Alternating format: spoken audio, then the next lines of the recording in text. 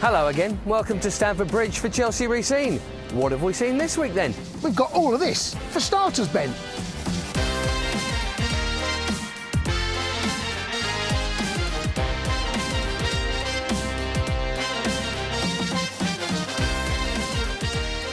But before we start looking back, let's look forward. Spurs, Jason. Who's going to play in midfield? Well, that conundrum has been made a lot harder because, of course, Gary also misses the game. So Cesc is out. When you look at this type of player we need in there, we need a defensive-minded midfielder. It's a big pitch. We know Spurs can keep the ball. They're a good side. So I see it as two choices. Either one, Christensen goes into the back three centrally between Rudiger and Azpilicueta. David Luiz steps into the middle of the park. Or they simply swap. David Luiz stays in the central and Christensen comes in. Rudiger, Azpilicueta and David Luiz at the back three. And then we have Christensen in the middle of the park. Unless Bakayoko is fitter than we think. So it's a big game for him to come into, but it's also a big game for Christensen.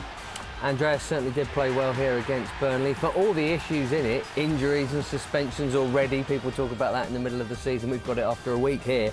But for all the issues, one Alvaro Morata heel away from 9 men stealing an incredible draw and everyone talking about the brilliant spirit of Chelsea.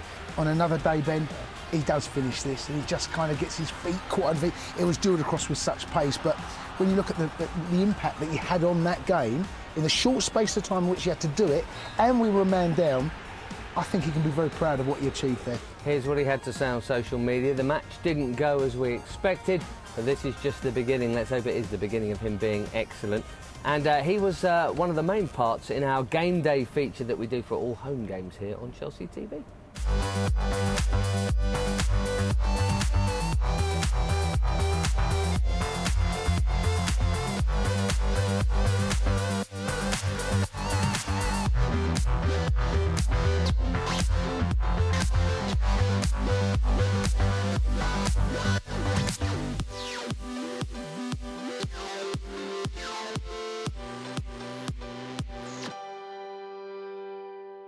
Another highlight from game day was this. Meet DJ Bogey.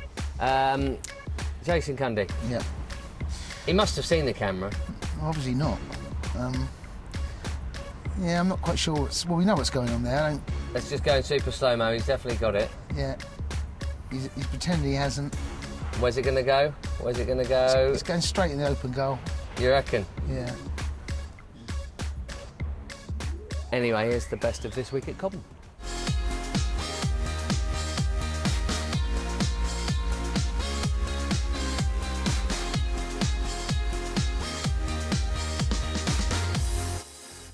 Other snippets from the training ground, young person's manoeuvrings. It is young person stuff, isn't it? But how much do you think they practice? Oh, well, clearly a lot. Not really me, Ben. I mean, I don't mind a little punch. I don't mind, a couple of little... Cesc, little bit of Cesc here. That's all right. That's okay. It's when they get into the hole and then the arms come up and then... And mate, listen, we're old. Right? We're old. Something that will always be funny, old or young or whatever, is people getting hit in the face. Charlie Brown, centre forward for the youth team. Ready? What up? Oh, it's point blank. Do you know, I just wonder whether his arm comes up quick enough just to take enough of the pace off. Yeah, maybe, but it's still a bit of a shock. He did that on Friday. On Saturday, he scored the opening goal for the youth team in their win against Aston Villa, so well done him. And I guess on Sunday, just chilling on Sunday, probably. Now, staying with the youth team, another scorer in that game, GMAC, George McEachran. He's got a lovely left foot. Let's not be surprised. We knew his older brother pretty well. You may remember Michy Batshuayi and Alvaro Morata doing this on the pre-season tour of the Far East. Very impressive. Well, anything they can do, he can do. Once, twice, 3 times a Georgie. A hat-trick.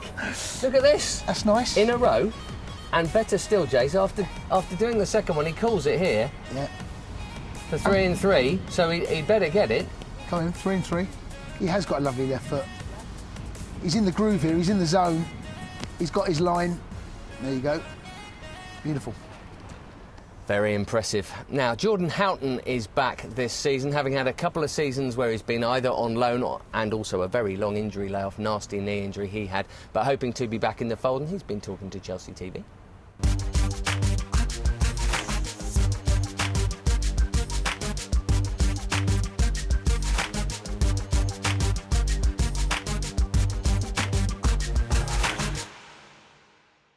when I got the scan, obviously it was a little bit worse than, well, a lot worse than I at first intended, which was frustrating. But like I say, we've gone through the rehab again, and now I'm back fitter and stronger.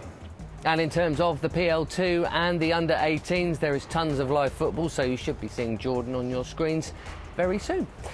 What's it time for now, Cundy? Game of Notes.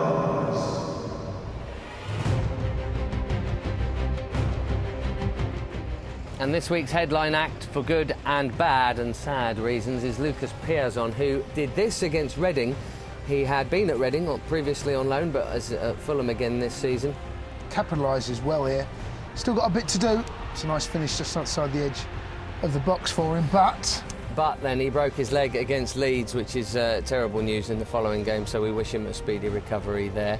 Mario Pasalic scored for Spartak Moscow in the Moscow derby, so well done him. Marco van Hinkel, who's at PSV, he got another goal as well.